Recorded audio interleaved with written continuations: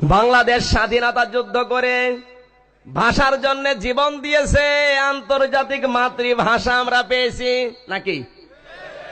21শে ফেব্রুয়ারি যার জন্য পালন করা হয় সারা বিশ্বে, পৃথিবীতে আজও কোন জাতি প্রমাণ দিতে পারেনি যে ভাষার জন্য জীবন দিতে পারে মানুষ, অথচ বাংলাদেশের মানুষ সেটা করে দেখিয়েছে। কথা বললে না কেন? যার জন্য আমরা একটা দিবসই বানিয়ে পালন করছি। সারা বাংলাদেশের কাজকর্ম ওই দিন সবই বন্ধ। আমার কথাগুলো আপনি বোঝেন। এ দেশে কি আলেম কম আছে? বড় বড় আলেম আছে এই দেশে। আপনি আবার অন্যদিকে নেবেন না। বিবেকের কাছে বলছে লক্ষ লক্ষ মানুষ তোরাগ নদীর তীরে ভারত থেকে আলেম এসে কেন উর্দুতে মোনাজাত করা হয় বলেন? বাংলায় মোনাজাত করলে আমার আল্লাহ বসবে না? এই কথা বলেন না কেন? যে ভাষার জন্য আমরা জীবন দিলাম ওই ভাষা দিয়ে কেন মোনাজাত হবে না? কেন উর্দু ভাষায় মোনাজাত হয়? আপনি তাবলীগ করেন, নবীওয়ালা কাজ করেন, কোনো অসুবিধা নেই। কেন দিল্লি থেকে ভারত থেকে মাওলানা নিয়ে এসে মোনাজাত উর্দুতে করা লাগবে? বাংলাদেশে কি বড় বড় আলেম পাওয়া যায় না?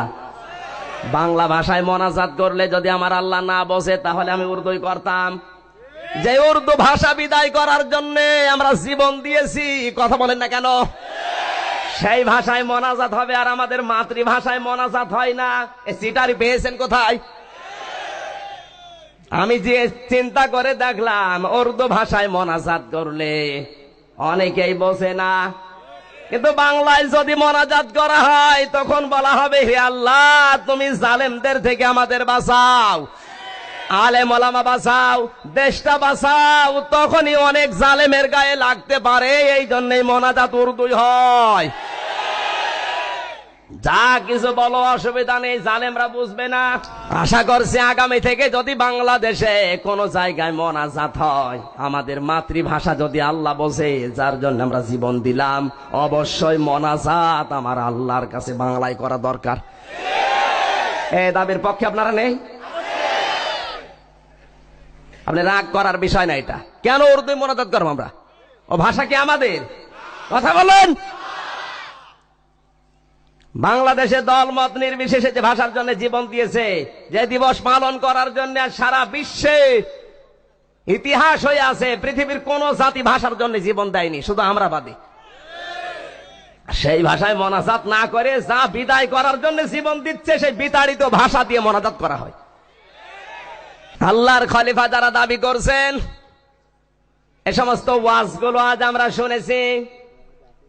নতুন নতুন কথা লেসানের বহু বচন আলসিনা এলবোনা দিয়েছেন আল্লাহ, রং ঢং দিয়ে, জহব্বা উল্টা পাল্টা করে, সুর দিয়ে এমন কায়দায় কথাগুলো মানুষকে বলে, মানুষ মনে করে কোরআনে আছে।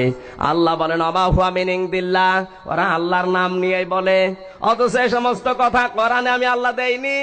এ মানুষগুলো যা বলে আমার সম্পর্কে, ওরা জানে যে আমরা মিথ্যা বলছি, বানিয়ে বলছি, তারপরেও বলে। বাংলাদেশে দুই একটা বক্তা যদি এরকম থাকে, আপনি ওর ওয়াজ শুনবেন কোন কায়দায়? আল্লাহর নিষেধ, সূরা আলে ইমরান 78 নম্বর আয়াতে কথা বলছে না কেন? এজন্য যারা শুনতে এসেছেন, যা শুনবেন কোরআন দিয়ে, হাদিস দিয়ে, কারণ কোরআনের মতো হেদায়েতকারী কিতাব পৃথিবীতে আসে নাই, কিয়ামত পর্যন্ত আসবেও না। আল্লাহ আমাদেরকে সঠিকটা বোঝার তৌফিক দিন, জোরে বলেন আমিন।